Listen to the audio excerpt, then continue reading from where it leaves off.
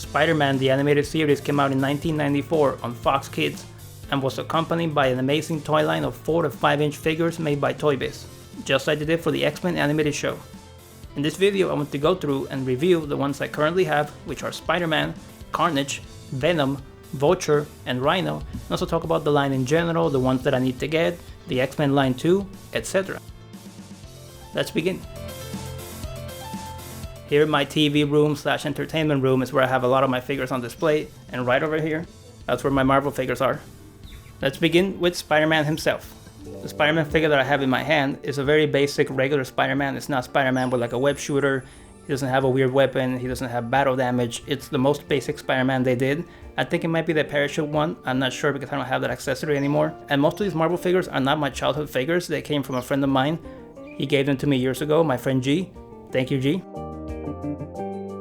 It's a really good figure. It has around 11 points of articulation. And yeah, sure, it's aged. There's no denying it. You know, but you have to keep in mind that it's a figure from 1994. It was aimed at kids more than the adult collector. So if you have that in mind and you're not comparing it with something like Marvel Legends, then yeah, it's a really good figure. And I think to X or Y degree, it holds up really well. As I already said, it's got 11 points of articulation. And yeah, a lot of them are swivel articulation points instead of ball joints. So you're not gonna get a huge range of motion like you would with a Marvel Legends figure. But I repeat, for the time, they're really good figures. And this Spider-Man is a really good figure. It was an amazing figure back then, and it's still a pretty good figure now. I love it. The Venom figure is also really good. It does have a gimmick. I'm not a big fan of gimmicks in action figures, you know, like action features and whatnot, but I don't mind it here. When you squeeze his legs, his jaw opens, and that makes sense for the character. You know, it's Venom. He's got big teeth, he's got a big tongue, so it makes sense. In the case of the Carnage figure, when you rotate his waist, the arm goes up and down, so that's his feature. It's a pretty good fashion figure. It's got a good paint job, it's got a lot of detail, it looks really good. Vulture is really good. He's got a good paint scheme. He's got a lot of detail. The wings are really cool, and you can separate the hands from the wings, and that'll give him more freedom of movement, or more range of movement. And last but not least, we have the Rhino figure, and that one has a little piece of plastic sticking out the back, and when you push that in, the head pops out. So that's his action feature. It's actually really cool, and if I was a 5-year-old kid, I'd probably have fun doing that all the time. This video is about the Spider-Man figures, but I do have to mention that I have way more X-Men figures than I do Spider-Man figures, animated figures to be precise. And right now on display I have Nightcrawler, Rogue, Gambit, Wolverine, the first version of Wolverine, Professor X, Magneto, etc. I got a few in the bag that I need to clean up like Cyclops, Storm, Jean Grey, Angel, and Mr. Sinister. There are a ton of characters I need to collect at some point. I have a very long list of things that I have to check out that I have to try and find at a good price obviously. Gotta get some good deals.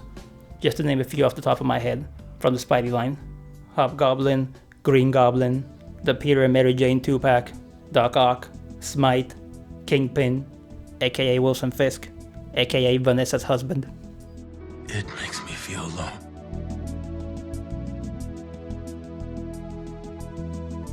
Scorpion, and many more. Even though earlier I said that the range of movement is a little limited and the action figures have aged in terms of the articulation, there's still a lot of possibility and they look really good on the shelf. I've even used some of them for stop motion. If you go back and watch Random Stop Motion 3 from 2009, and I recommend you do, you can find it in 2 different playlists here, on the toy playlist and the stop motion playlist.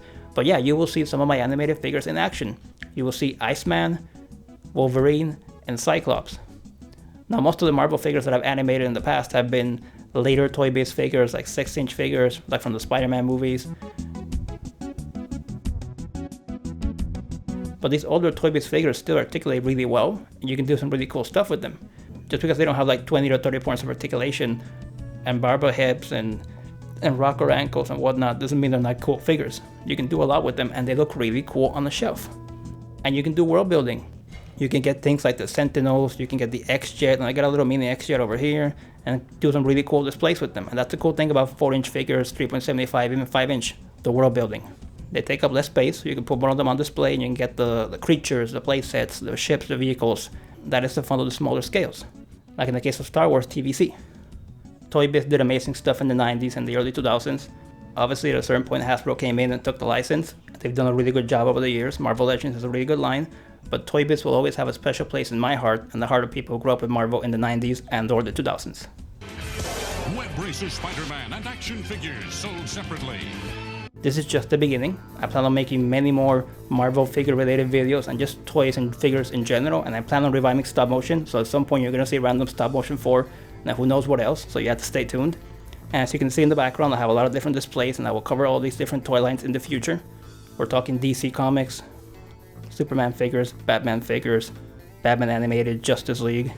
We've got a lot of video game related things here, Power Rangers, classic animation, advertising icons, 80s stuff, 90s stuff, horror movies, sci-fi, fantasy, Spider-Man, Ninja Turtles, 80s, 2000s, 2012, anime, and much more.